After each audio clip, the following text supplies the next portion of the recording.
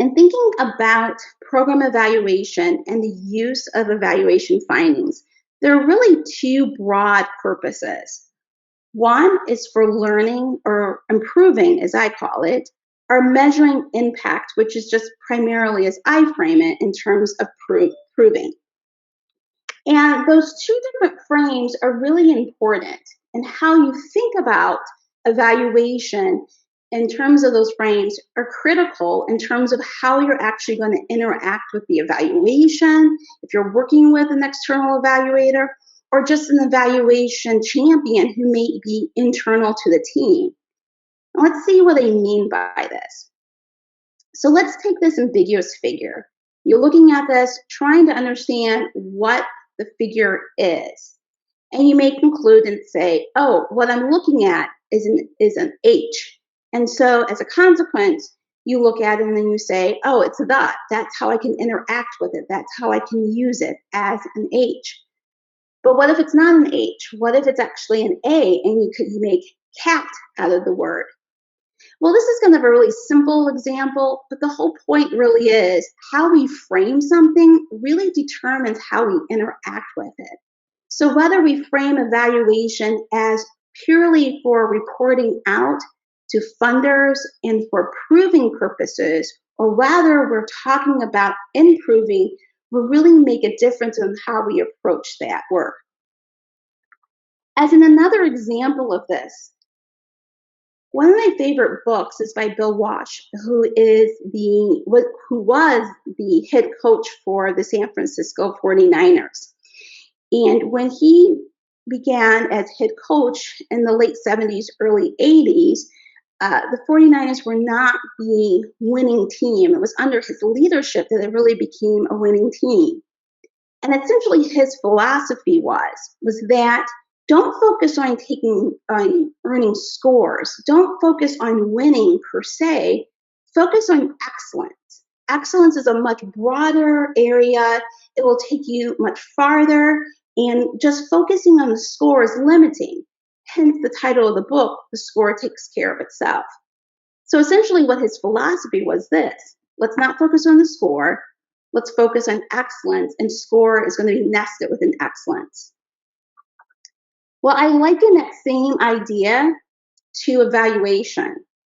You don't have to focus on proving. You don't have to focus on how do you report out to the funders or internal stakeholders on the outcomes of an initiative.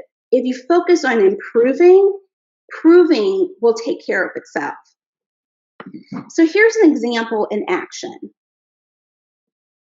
One of the projects that we're working on is geared towards increasing participation in STEM by increasing the number of individuals or students who are majoring in STEM areas, and that's going to be achieved through retaining students in those majors and staying in those majors.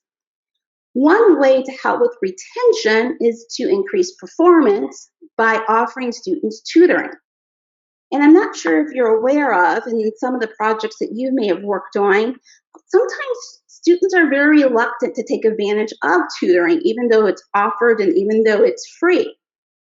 So in this situation, the project team was really interested in understanding what the impact of tutoring, and particularly because naturally they created really 3 different conditions in which students were participating in tutoring.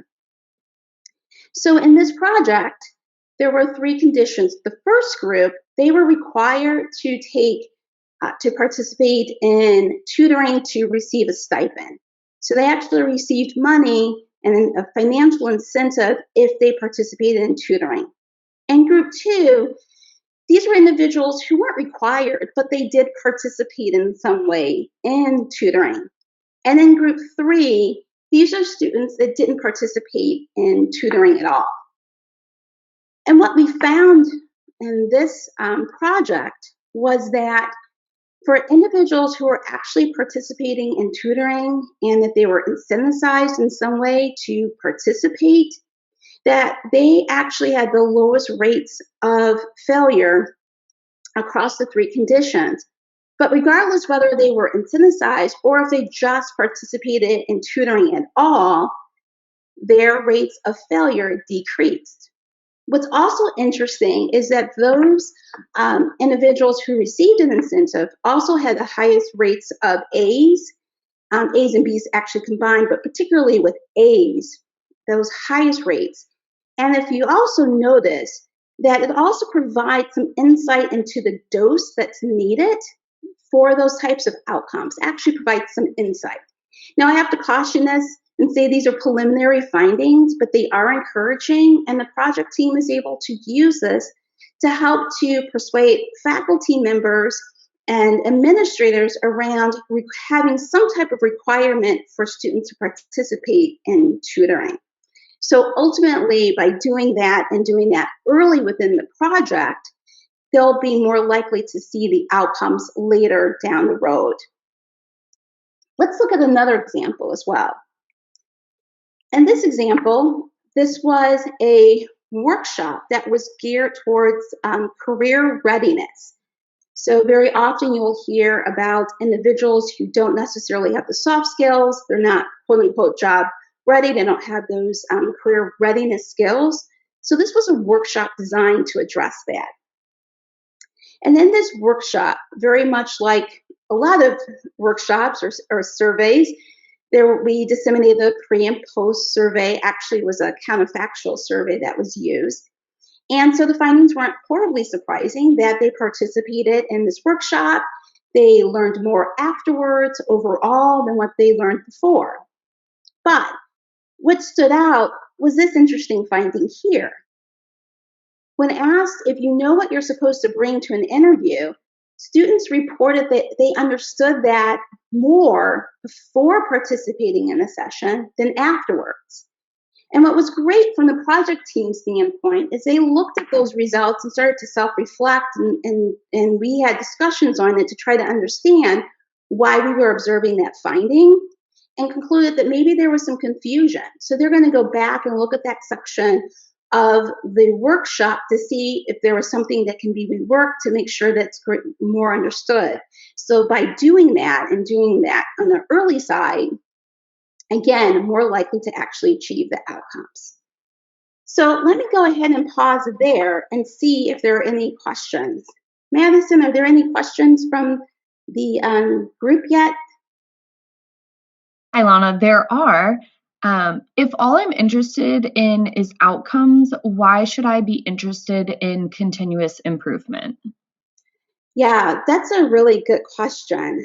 I recently was working with a project team, and we were actually responding to questions from a program officer. So, often you submit a proposal, and right before it gets submitted, there will be additional questions from the program officer, and you respond back.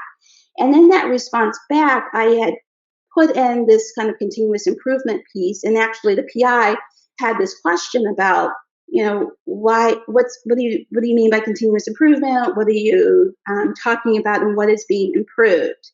And I think fundamentally that by focusing on the continuous improvement, you will get to your outcomes. And that by doing that earlier in the process, there are many benefits. One that we've seen is that it strengthens out your data gathering system. So if you just wait until the end to gather data, sometimes you realize the system for data gathering isn't as strong, you're not getting good quality data, and so the outcomes that you want aren't really being achieved as strongly as you would like. So fundamentally, that by focusing on continuous improvement, you're actually able to really make sure that you have strong outcomes. And actually, that presents a really nice segue. I don't know if there are any other questions from this portion, Madison? Not at the moment. That's all for now. Thank you. Okay, perfect. Well, then that actually creates a really nice segue for the next portion in terms of thinking about developmental evaluation.